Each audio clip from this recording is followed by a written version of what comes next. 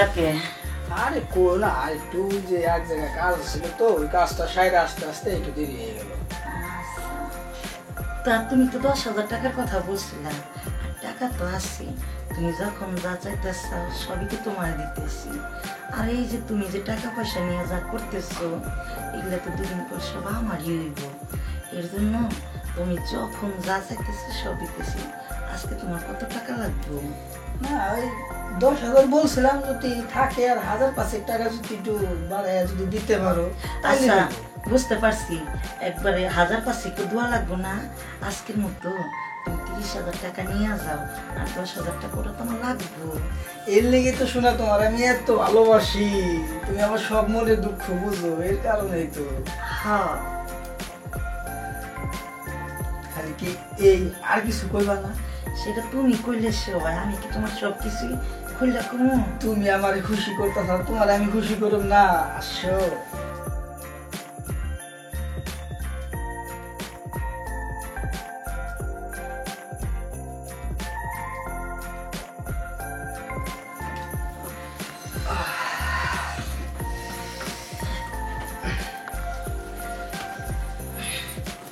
তাইলে শোনা, তোমার তো খুশি করলাম, এখন তাইলে আমার দেও, আমি তাইলে যে কাজটা করি গে। শোনো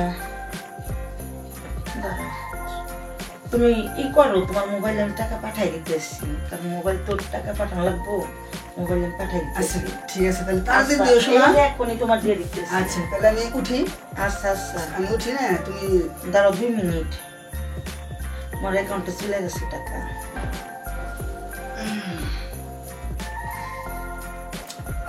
আইসে শোনা। আচ্ছা তারপরে যাও, ও তো আবার ফোন দিতেছে, ওর সাথে কথা কইতে। আচ্ছা তাহলে তুমি কথা কও, আমি যাই। আচ্ছা থাকো থাকো শোনা, থাকো।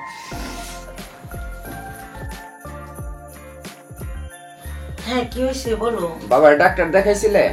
হ্যাঁ বাবার ডাক্তার দেখাইছি। কি অবস্থা এখন? এখন ভালো। ও আচ্ছা, আমি 2-4 দিনের মধ্যে চলে আসতেছি, বাবার যেহেতু শরীর খারাপ, আমি আর থাকবো না, আমি চলে আসতেছি। কি কইতেছো তুমি? হ্যাঁ এখানে বাবার পরিস্থিতি আমার আছেই সম্বল, বাবা, হ্যাঁ বাবার পাশে আমি ছাড়া আর কে দাঁড়াইবো, আমি চলে আসতেছি, বাবারে বললো আমার কথা। আচ্ছা ঠিক আছে, 2-4 দিনের মধ্যে চলে আসতেছি, তাড়াতাড়ি শরীরে ফোন দিই। হ্যালো হ্যালো, এই শোনো, হ্যাঁ বলো। চলে গেলা, আমার স্বামী তো ফোন দিছে, 2-4 দিনের মধ্যে চলে আসতেছে, এখন কি করুম, তাড়াতাড়ি করো। গেলাম দোকানটা বন্ধ।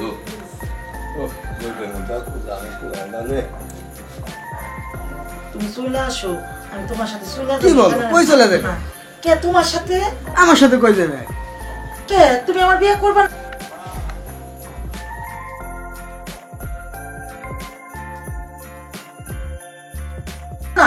দূর ছাই, তোমার বিয়ে করো মানে তুমি একজন বিয়ে হয় তো বউ, তোমার আমি বিয়ে করো মানে? এটা কি কইতেছ সোহেল তুমি? এটা কি বলো মানে, তুমি একজন বিয়ে হয় মেয়ে, আমি কি বিয়ে করছি, বিয়ে শাদী করছি নাকি তোমার মতো বিয়ে কি করুম, বিয়ে করবো?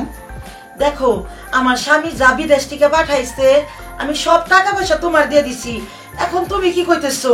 দিছো, আমি তো তোমার লেগে আর কম করি না, এই কম কষ্ট করছি, তুমি আমার টাকা দিয়ে খুশি করছো, আমি তোমার দেহ দিয়ে খুশি করছি। এইটা তুমি করতে পারলো না, তাহলে আমার স্বামী আইলে এখন আমি কি করুম? আমার কাছে তো কিছুই নাই। সেটা কেন আমি জানি নাকি তুমি কি করবা? রাখি, নাই সময় নাই কথা বলা, রাখলাম। কি ফুল কাটে দিল, হায় হায়, এখন আমি কি করুম?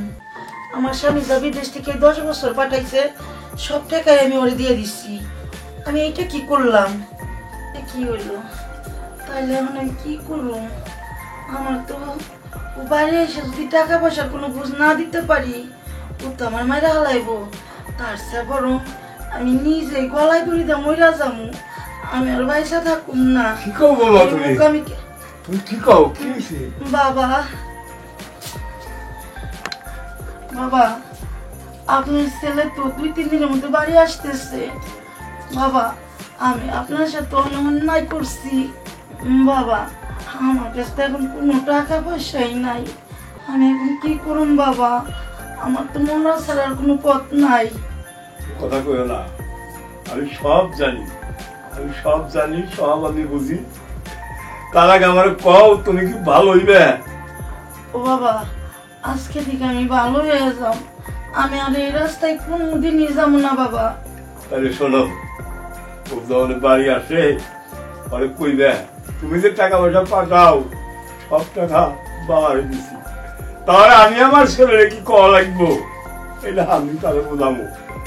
ও বাবা, আপনি যে দেবতার মতো লোক আমি কখনোই বুঝবার পারি নাই বাবা। আপনার সাথে আমি অনেক অত্যাচার করছি বাবা, আপনি আমার মাফ করে দেন বাবা।